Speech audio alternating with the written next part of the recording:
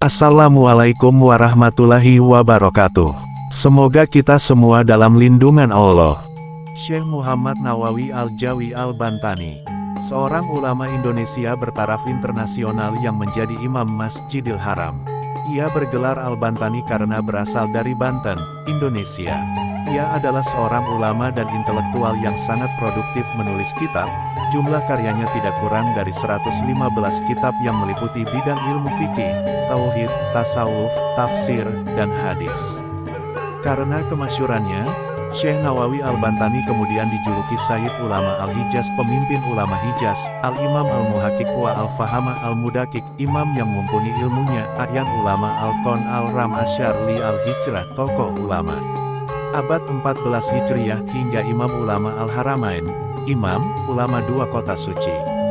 Syekh Nawawi lahir di Kampung Tanara, Desa Tanara, sebuah desa kecil di Kecamatan Tirtayasa dulu, sekarang Kecamatan Tanara, Kabupaten Serang, Banten pada tahun 1230 Hijriyah atau 1815 Masehi, dengan nama Muhammad Nawawi bin Umar bin Arabi Al-Bantani.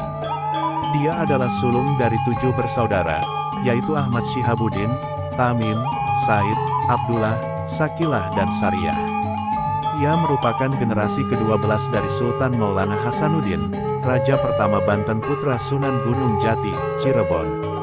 Nasabnya melalui jalur Kesultanan Banten ini sampai kepada Nabi Muhammad.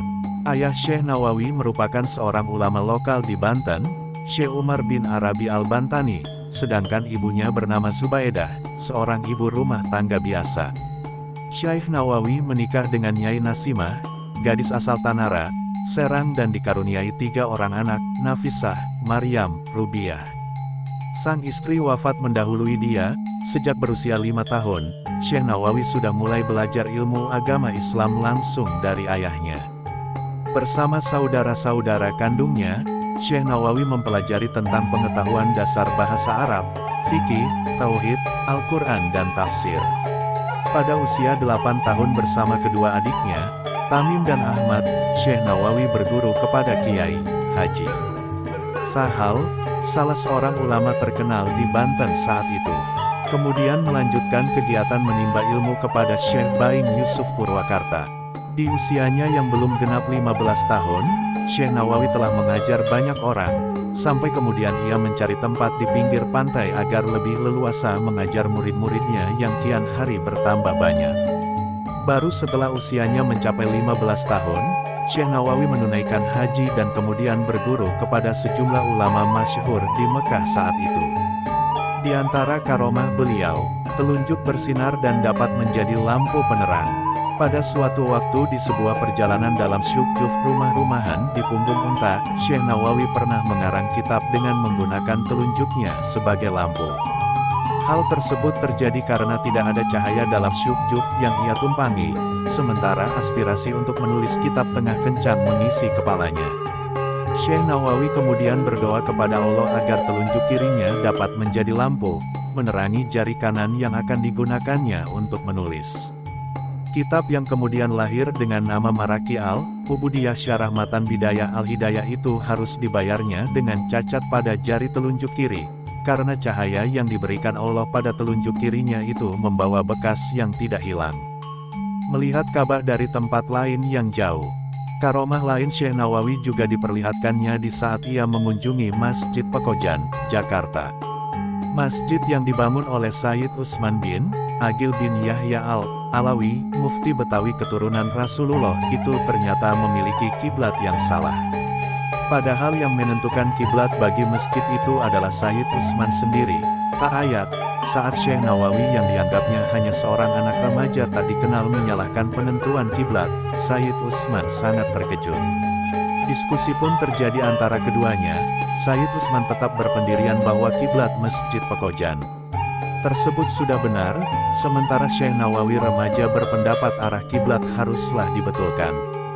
Saat kesepakatan tidak bisa diraih karena masing-masing mempertahankan pendapatnya dengan keras, Syekh Nawawi remaja menarik lengan baju Sayyid Utsman dan dirapatkan tubuhnya agar bisa saling mendekat, kemudian berkata, "Lihatlah Sayyid, itulah Ka'bah tempat kiblat kita. Lihat dan perhatikanlah. Tidakkah Ka'bah itu terlihat amat jelas?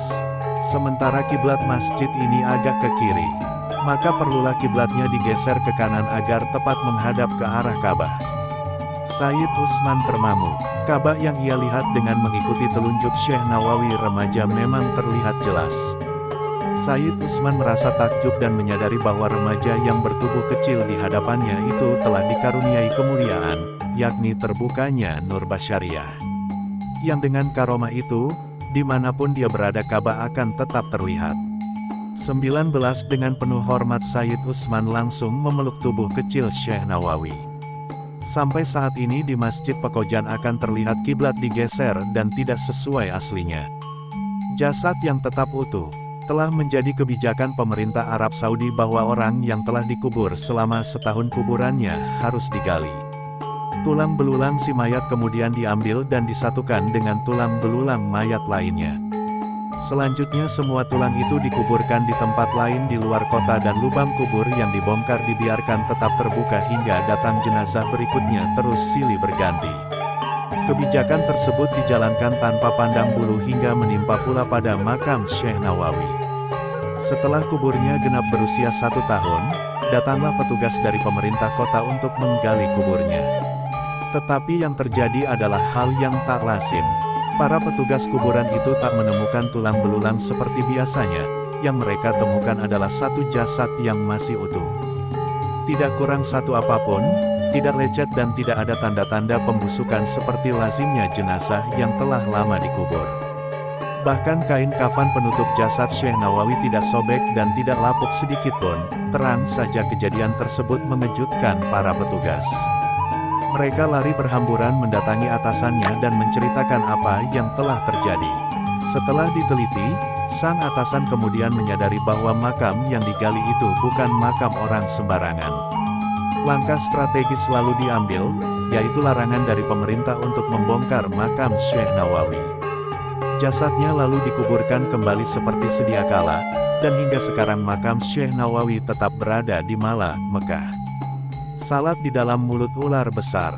Suatu hari ketika dalam perjalanan, Syekh Nawawi istirahat di sebuah tempat untuk azan kemudian salat. Setelah ia azan ternyata tidak ada orang yang datang. Akhirnya ia komat lalu salat sendirian. Usai salat Syekh Nawawi kembali melanjutkan perjalanan, tapi ketika menengok ke belakang, ternyata ada seekor ular raksasa dan mulutnya sedang menganga.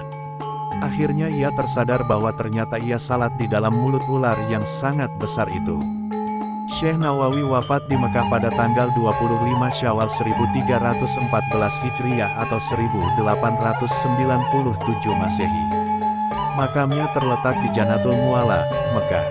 Makam dia bersebelahan dengan makam anak perempuan dari Sayyidina Abu Bakar As-Siddiq, Asma binti Abu Bakar Al-Siddiq. Meski wafat di Jazirah Arab, namun hingga kini setiap tahunnya selalu diadakan hail atau peringatan wafatnya Syekh Nawawi Al-Bantani di tanah air, tepatnya di Pondok Pesantren An-Nawawi Tanara di Tanara, Serang, Asuhan KH. Ma'ruf Amin. Hail Syekh Nawawi selalu ramai dihadiri para santri Nusantara, bahkan mancanegara.